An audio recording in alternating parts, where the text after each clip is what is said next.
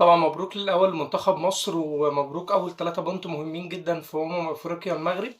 بس هو أنا عايز أسأل سؤال للعيبة، هو أنتوا إمتى هتبقوا رجالة؟ أنا النهاردة بتفرج على لعيبة مصر الشوط الأول، حسيت إن اللعيبة عندها رعونة وسهولة في الكورة وعدم مسؤولية بطريقة مش طبيعية، إذا كان حمدي فتحي، إذا كان مروان عطية، إذا كان حسام عبد المجيد، حتى ياسر إبراهيم اللي أصلا طبعه راجل وروحه راجل. سيبك من محمد هاني، إن أنا يعني سبحان الله أنا بحس إن محمد هاني ده بيلعب ضدنا دايما، حتى في الماتشات السهلة ما بيبانش. ماتش اسهل من كده انت ولا تغطية عكسية صح، ولا اوفر صح، ولا حتى الزيادة الهجومية في يعني في منطقة اليمين عندك ما بتعملش حاجة صح تقريبا. حتى يا راجل الكرة اللي زيزو بصها لك في الشوط الثاني مش قادر تعمل سبرنت تلحق الكرة، واحنا يعني متعادلين 1-1 وعايزين نجيب الجون الثاني عشان نكسب. يعني محمد هاني بجد سبحان الله، انا ما اعرفش انت بتلعب كرة ازاي. حظك الوحيد ان منتخب مصر ما عندوش باك رايت قوي يقدر يخليك تقعد دكه او ما يخلكش تروح المنتخب اصلا. لكن انا قايل قبل كده ان الاداء الدفاعي المنتخب مصر هيبقى زي الزفت، انا عارف ده. عارف ده لان احنا باين على عندنا المساكين وباين على الباكين ان هم ولا تغطيات عكسيه كويسه ولا انسجام ولا حتى تفاهم بين اللعيبه ولا ربط.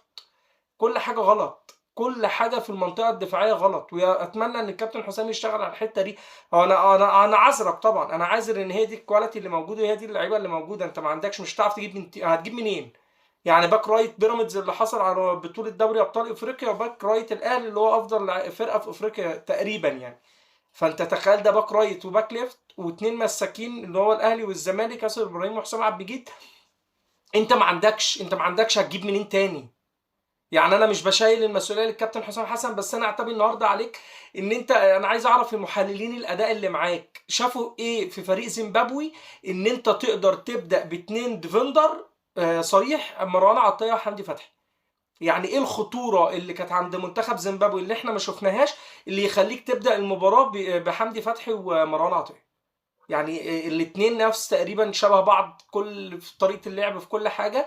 حتى لما جيت عملت تغيير عشان تبدأ تعمل الزيادة الهجومية وتعمل تحويلة الملعب من المنطقة الدفاعية للمنطقة الهجومية، رحت ساحب إمام عاشور اللي هو أصلا المفروض هو اللي بيعملها، ونزلت مصطفى محمد، ورحت منزل عمر مرموش تحت شوية اللي هو أصلا اعتماده ولعبه كله طريقة لعبه كله فردي، وهو خطورته في المنطقة الأمامية مش في إن هو ينزل يستلم الكرة ويبدأ يبني هجمة.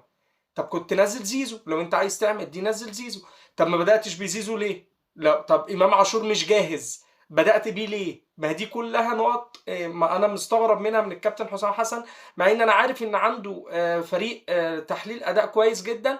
بس ما اعرفش هو شاف ايه في فرقة زيمبابوي ان هو يقدر يخلينا نبدأ